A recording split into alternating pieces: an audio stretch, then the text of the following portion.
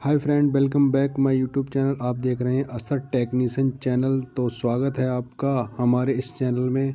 यहाँ पर हम देखने वाले हैं एक सेमी ऑटोमेटिक वॉशिंग मशीन की स्पिन वाली मोटर में क्या प्रॉब्लम आती है और कैसे फाइंड करके उसका सैल्यूशन करते हैं।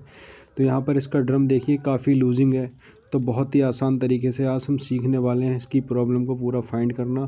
तो जैसे कि यहाँ पर एक बार हम मोटर के बैक कवर को खोल के मोटर को यहाँ पे घुमा के देख लेंगे। अगर मोटर टाइट चल रही है तो उसका अलग सॉल्यूशन होता है।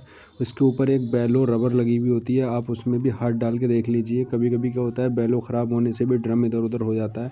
तो हमारे केस में क्या था, मोटर सिर्फ गुनगुन कर रही थी और राउंड नहीं ले रही थी। तो यहाँ पर मोटर की ही समस्या थी, क्योंकि कैपेसिटर भी बिल्कुल ठीक था। तो मैं अब वायरिंग का चेक करके दिखा देता हूँ आपको कि दूसरे तरीके से आप कैसे चेक कर सकते हैं कि मोटर ख़राब है क्या नहीं। तो यहाँ पर मेन लीड के 3 वायर लेने हैं जो मोटर से निकल कर आते हैं। 3 वायर जैसे कि मैं इस वीडियो में आपको दिखा रहा हूँ। तो ये एक येलो कलर का वायर है, एक ग्रे कलर का वायर है, एक ब्लू कलर का वायर है। तो येलो कलर का वायर जो अब ओनली कैपेसिटर से लगा हुआ है, तो उससे हमारा कोई लेना देना नहीं है।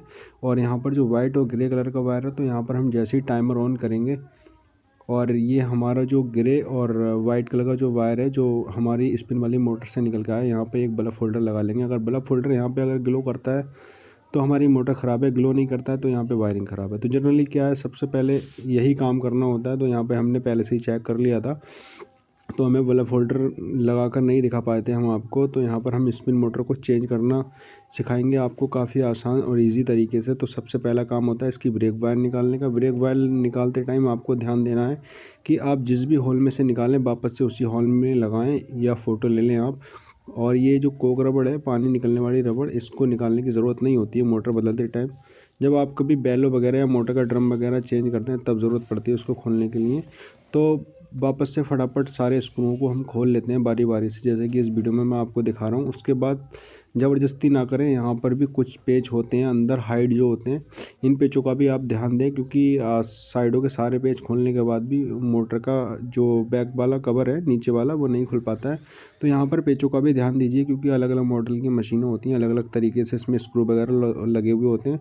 तो आप ध्यान दीजिए, जल्दबाजी मत करिए किसी भी चीज़ का। बहुत आसान और ईजी तरीके से मशीन खुल जाएगी। सिर्फ ध्यान देना होता है, दिमाग का थोड़ा यूज़ करना होता है, सारा कुछ ईज़िली हो जाता है।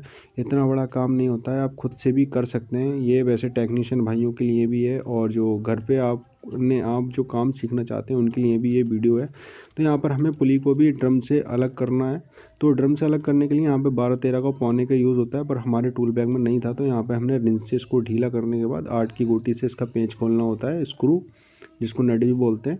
तो यहाँ पर हमने खोल दिया, और ये धीरे धीरे हम इसको घुमाएंगे तो ये सॉकेट से अलग हो जाएगी मोटर अलग होने के बाद यहाँ पर हमने ब्रेक वायर को भी निकाल दिया। अब बारी है इसके कनेक्शन को अलग करने की। कनेक्शन को अलग करने का सबसे आसान तरीका ये है कि थोड़े थोड़े वायर आप कनेक्शन में छोड़ दें, जिससे आप दोबारा से मोटर लगाएं तो काफ़ी आसान हो जाए, आपको वायर ढूंढने की ज़रूरत ना पड़े। इससे थोड़ा काम आसान हो जाता है। हम तो वैसे टेक्नीशियन हैं, हम तो अगर कैसे भी काट देंगे हमें तो याद रहेगा। जो हमारे नए टेक्नीशियन भाई हैं उनके लिए सबसे आसान और ईजी तरीका यही है कि आप थोड़े थोड़े वायर हमेशा छोड़ें, जिससे क्या होगा कि आपको आसानी से पता लग जाएगा कि हमें कौन सा वायर किस में लगाना है। तो अब यहाँ पर हमने कवर को निकाल कर एक साइड में रख लिया है। अब यहाँ पर हम तीनों लेगों के तीनों स्क्रूओं को खोल लेंगे बारी बारी से, जैसे कि इस वीडियो में मैं आपको दिखा रहा हूँ। शुरू से लास्ट तक आप बने रहिए वीडियो में। आपको मोटर चेंज करने का सबसे ईजी और आसान तरीका इस वीडियो में दिखाया गया है। तो यहाँ पर हमने तीनों पेज खोल लिए। तीनों पेज खोलने के बाद पुली, ये जो पुली है ये मोटर की सापट में लगी हुई होती है। तो यहाँ पर हमने पहले से ही थोड़ा लूज़ कर लिया था, तो प्लास से आसानी से खुल गया, वरना ये प्लास से खुलते नहीं है, ये 8 की गोटी से ही खुलते हैं। यहाँ पर खुलने के बाद ये अगर आसान तरीके से नहीं निकलती तो आप अपोजिट साइड में, दोनों साइड में पेचकस लगा के अगर ऊपर को प्रेस करेंगे तो ये पुली आसानी से निकल जाती है। पर पुली थोड़ी लूज़ थी तो हमने हाथ से ही ऊपर निकाल ली। उसके बाद ये तीनों स्क्रू निकालने हैं, प्लेट अलग करनी है, क्योंकि ब्रेक प्लेट हमें पुरानी लगानी है। ये हमने न्यू मोटर ले रखी है ओरिजिनल सैमसंग की, क्योंकि सर्विस सेंटर से ये मोटर मंगाई थी। तो यहाँ पर बिल्कुल डिट्टो कॉपी है। ये जो बेलो है, बेलो चेंज करने का जो तरीका है उसका मैं पार्ट 2 इस वीडियो में नहीं लूँगा, इसका पार्ट 2 एक अलग बना दूँगा। अगर आप देखना चाहें तो कमेंट कर सकते हैं, मैं लिंक दे दूँगा डिस्क्रिप्शन में या कमेंट में, इसका लिंक दे दूँगा। कभी कभी क्या होता है, नया पार्ट आता है तो आते आते ही ये थोड़ा प्लेटें वगैरह टेढ़ी बेढ़ी हो जाती हैं, तो इसका भी थोड़ा ध्यान देना होता है, क्योंकि ये सस्पेंशन शॉकर का काम होता है। स्पिन वाली मोटर सबसे ज़्यादा जो खड़ा बड़ा करती है वो इसी वजह से भी करती है, तो इसका भी काफ़ी अच्छी तरीके से ध्यान देना है। जैसे कि मैं यहाँ पे कनेक्शन दिखाऊँ तो कनेक्शन सारे सेम है। जैसे कि मैंने थोड़े थोड़े कनेक्शन काटे थे, वो इसीलिए काटे थे, तो सबसे आसान हो जाता है, हमें ढूंढने की हमें ज़रूरत नहीं पड़ती है। तो वापस से ये वाली पुरानी वाली मोटर जो है इसको हटा देते हैं, नई वाली मोटर को यहाँ पे एडजस्ट कर देते हैं, जैसे कि इस वीडियो में मैं आपको दिखा रहा हूँ। अच्छा, प्लेट लगाने का सबसे आसान तरीका ये है कि प्लेट हमेशा सीधी लगे। जब आप मशीन के पीछे बैठें तो प्लेट का जो ये वायर है, वायर हमारी बिल्कुल सीध में रहे, टेढ़ा बेढ़ा कहीं भी ना रहे। टेढ़ा बेढ़ा रहेगा तो ब्रेक प्रॉपर नहीं लग पाएंगे। जैसे कि मैं इस वीडियो में दिखाऊंगा, अगर मैं मोटर यहाँ पे घुमा के लगाता हूँ तो यहाँ पर प्लेट मेरी टेढ़ी हो जाएगी। हमें क्या करना है, प्लेट हमें टेढ़ी नहीं करनी है, क्योंकि प्लेट अगर हम टेढ़ी करेंगे तो यहाँ पर काम हो ही नहीं पाएगा। तो हम बारी बारी से अलग अलग तरीके से यहाँ पे रख के देख लेंगे, जैसे कि इस वीडियो में मैं दिखा रहा हूँ आपको। तो यहाँ पर देखो, थोड़ा दूर से मैं आपको दिखा रहा हूँ, प्लेट बिल्कुल सीधी हो गई हमारी। अब वापस से हम तीनों स्क्रूओं को लगा देंगे फटाफट, जैसे कि इस वीडियो में मैंने आपको दिखाया। पुली लगाने का तरीका यही है कि सॉकेट में हल्का सा कट होता है, तो जो हमें पेच लेना है वो कट पे ही लेना है, जैसे कि इस वीडियो में दिखा रहा हूँ आपको। और प्लेट और पुली के बीच में कम से कम 1 सूत का गैप रहना चाहिए। कभी कभी क्या होता है, ड्रम में लोड आता है तो थोड़ा सा नीचे को हो जाती है सॉकेट, तो इस चीज़ का आप ध्यान दीजिए। 1 सूत गैपिंग ज़रूर रखें यहाँ पे।